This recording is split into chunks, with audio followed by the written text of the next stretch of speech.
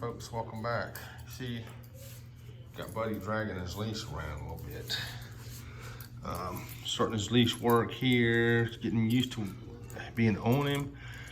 Put his collar on about 2 days ago, and he's still getting used to it. Stops and scratches every once in a while.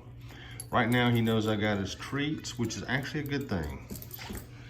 He knows I got his treats, but what I'm gonna do is I'm trying to work on the come. And what I'm doing here is I got his treat. I'll walk away from him while he's eating the treat that I give him.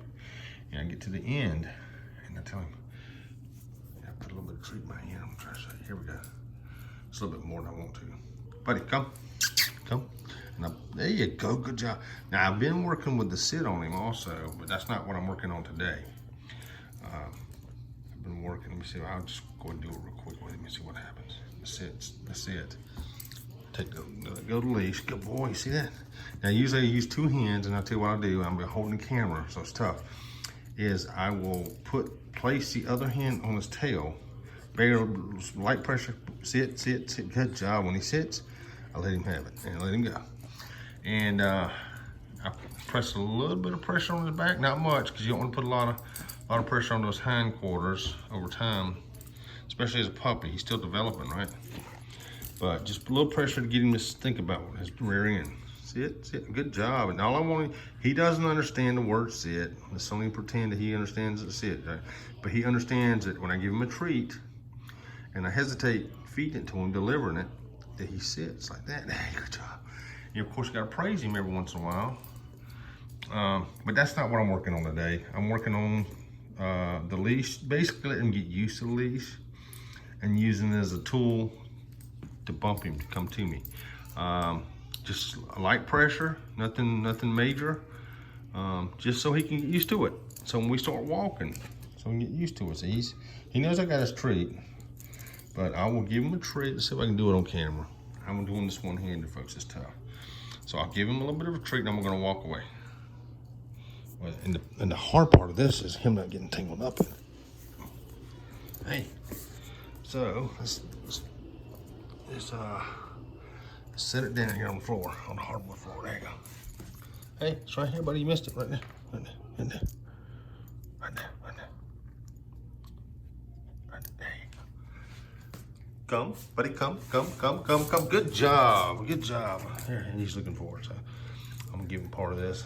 I had the treat in my hand, in my other hand with the camera. So that's what I'm doing. I'll walk away when I lose his attention.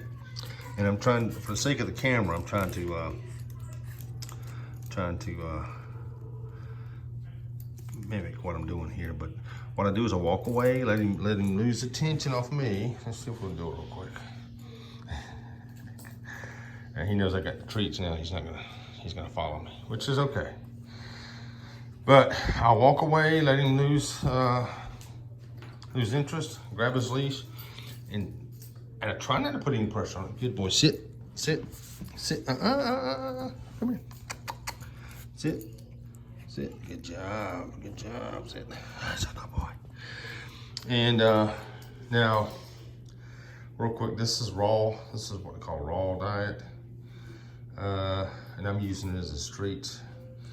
Next time I go to the pet store, I'm gonna actually buy little nuggets, little treat nuggets that you use for training. But, Sit.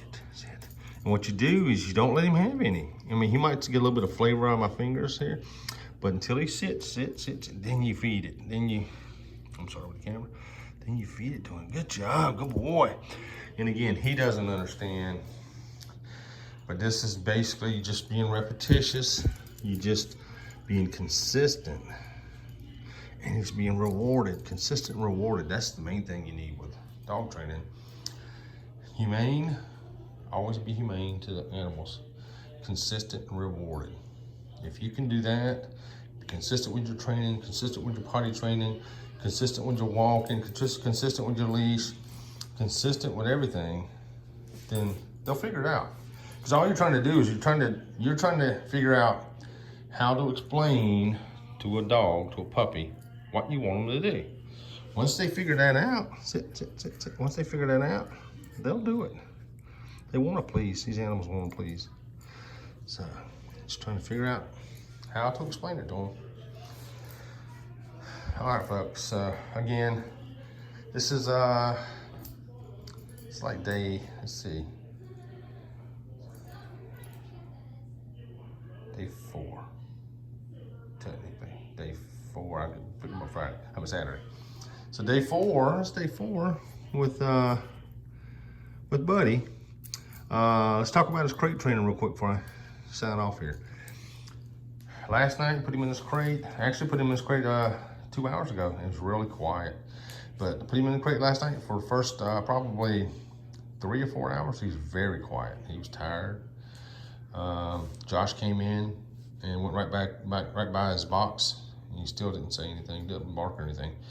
About 4 hours in, 3 hours in, he probably about 3 or 4 in the morning, he got vocal and started barking and whining, and he did it off and on until we got up this morning.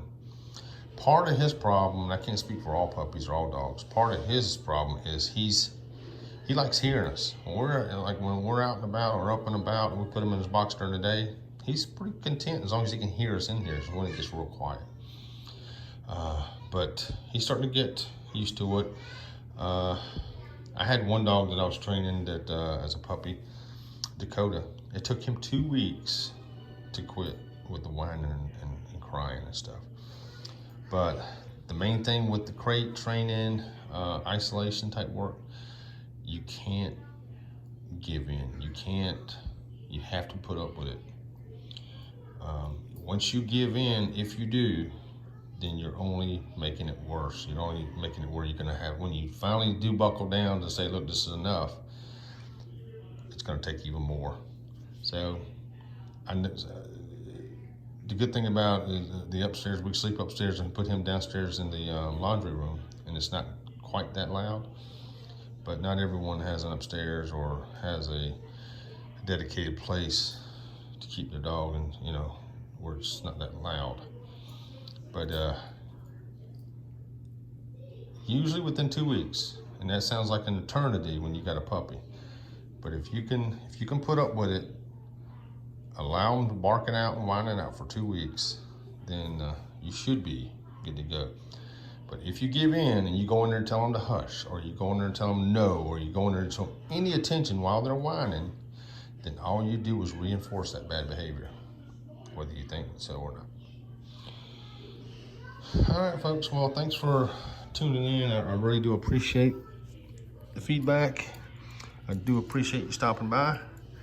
And let's see what we can do here. Grab his leash. That's up. I'll do one more session here. One more. Buddy, come. Good boy. Good boy.